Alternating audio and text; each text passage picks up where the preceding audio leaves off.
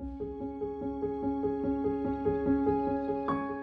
were learning about different type of functions like linear function, quadratic, exponential. I wanted to tie these functions into one project. The first time we learned about this project, he told us it was actually going to last from the second quarter to the third quarter, and the main thing it would all accumulate up to was this essay. So it was a bit shocking, but I also felt determined to finish this. I thought climate change was a perfect subject because climate change allows you to mathematically reason and at the same time do a deeper reflection. We watched two documentaries, one of which talked about the dangers of climate change, while the other one talked about how climate change isn't exactly as much of an issue as some people make it seem. I wanted them to wrestle with some uncertainty, then they can solve using math and they can make their own conclusion. After doing a lot of reflecting and considering both the sides, we actually started the project. We looked at data from multiple different sources and charts from previous years and how carbon emissions have been increasing over time. We had to analyze a lot of the information that we know now, such as carbon emissions from each country, the population, the global temperature. Throughout that process, we made different graphs. For example, we graphed the populations of different countries. We also graphed the CO2 levels by decade. When you're teaching math procedurally, without any connection, it's easy for students to forget. But when you relate math to outside world, I think they remember it. We created an equation and we tried to predict the temperatures in the future. But it was not just a scatter plot, it was a regression model. There's loads of work here. We had to predict what the emission levels would be at 2040 and 2060.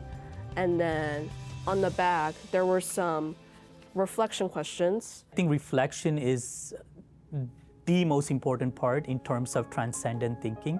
Students doing math question, getting the answer, okay, that's okay, but are they making sense of what they're learning? Do they even care about what they're learning? The only evidence I can collect is either talking to them or them writing their reflection. I think what really stood out to me was the connections. For example, that population and CO2 levels can be connected because there are more humans and therefore more pollution. I wanted to take the math outside of the classroom, relate to the outside world. I went to the Newport Beach wetland. I volunteered to pick up things that have been washed down by the ocean current. We went there to try to help clean up the earth and try to do our part. Some students did trail restoration, gardening, planting the trees, so they chose different things to do.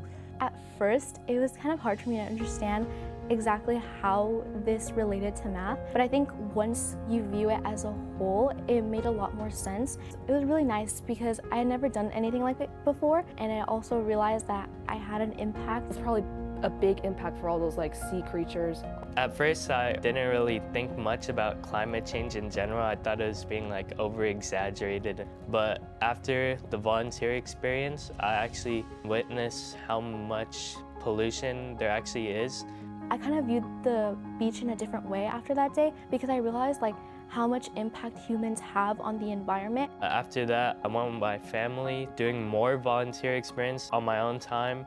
I wanted them to see that they have agency and power to bring about a positive change. I honestly thought that there wasn't much that I could do, but after we completed this project, we actually wrote a letter to a government official, which I chose to write to Gavin Newsom. I wrote my letter to President Trump. My letter was regarding the damages to the environment. As a call to action, we need to use more renewable energy instead of fossil fuels. I realized after writing that letter and creating this project that there is something that I can do. I can raise an awareness within my own community. Each person's actions do matter. Even if I am just one person out of billions of people, I can still make an impact. I think most of my students surprised me because in their reflection, they sounded much more adult. Believe it or not, he expected us to maybe write about 7 pages, but in the end, I wrote about, shockingly, 16 pages. Going back to middle school, I was actually worried about taking honors math because I didn't think that it was my strong suit. My concept of what math is changed, and next year I'm gonna be taking AP Calculus. This project worked in pre-calculus greatly, but now I'm thinking about, okay, can I implement small project that students can do often, and not just in pre-calculus? Can I do a project just like this with my younger students? I'm sure they have the same capabilities to do transcendent thinking. So I'm thinking about, okay, what projects can I do moving forward from next year?